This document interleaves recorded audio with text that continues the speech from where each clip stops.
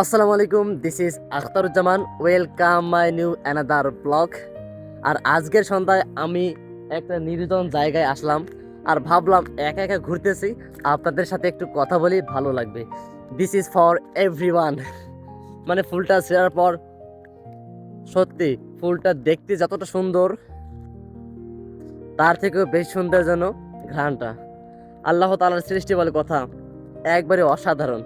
আমি জীবনে অনেক গোলাপ দেখেছি, কিন্তু এমন গোলাপ সত্যি আমি জীবনেও দেখিনি। মানে দেখেন গোলাপের ভিতরের কারু কাজগুলো দারুণ না? কত কোমল, মনে হয় হাত দিয়ে ধরলেই যেন নষ্ট হয়ে যাবে, কিন্তু কত সুন্দর কারু কাজ করা। এসব কিছু কি এমনি এমনি হয়েছে?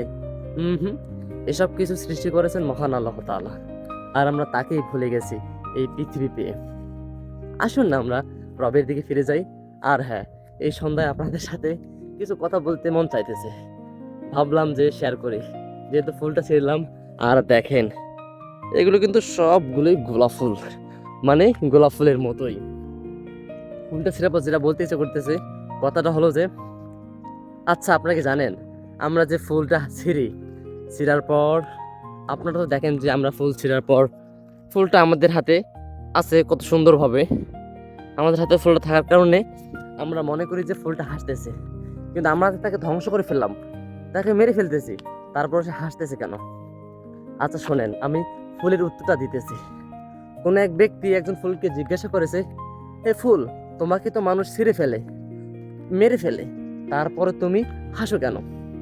তখন তখন ফুল উত্তর দেয়, যখন মানুষ আমাকে ধ্বংস করতে করতেও সে খুশি হয়ে ধ্বংস করে, তখন আমি তার খুশিটার জন্য আমার যে মেরে ফেলতেছে, আমার যে কষ্টটা, সেটা ভুলেই যাই।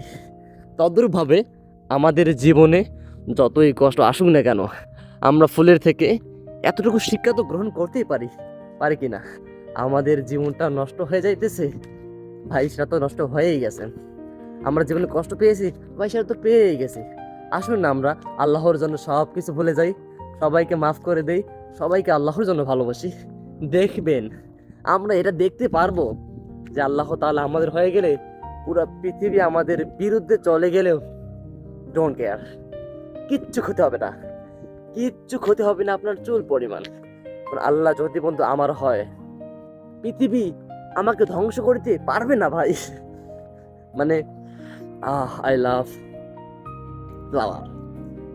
আর হ্যাঁ, একটা মজার কথা শেয়ার করি।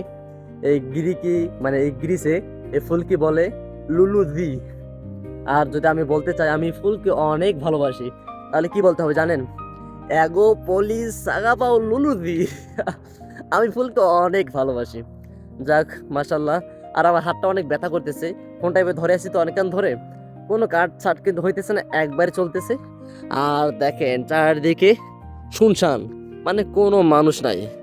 আর আপনারা হয়তো জানেন আমার প্রতিটা ব্লগেই আমি এতটুকু চেষ্টা করি যে নির্জন জায়গা, যে জায়গাগুলোতে একবার নির্জন, কারণ আমি মানুষকে ভয় পাই। কারণ মানুষ খুব সুন্দরভাবে মানুষকে ধোঁকা দিতে পারে, মানুষ মানুষের সাথে মিশেই তাকে দুঃখ কষ্ট দিতে পারে। কেউ একজন একটা সুন্দর কথা বলেছে, কোনো মানুষকে ধ্বংস করতে চাও, তাকে শত্রু সেজে নয়, তাকে বন্ধু সেজে ধ্বংস করা সম্ভব। সেজন্য আমার মূলত বন্ধু কম, এবং আমি মানুষকে অনেকটাই ভয় পাই। আর এই জন্য মূলত আমি মানুষকে অনেকটাই ভয় পাই।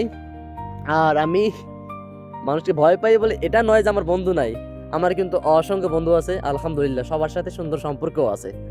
আর আমি ঘুরতেছি ফিরতেছি আলহামদুলিল্লাহ।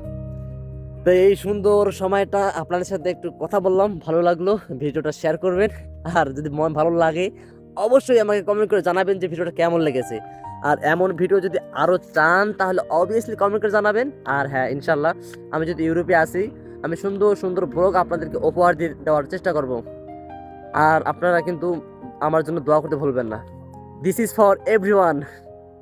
I love you, sorry you না, I love everyone.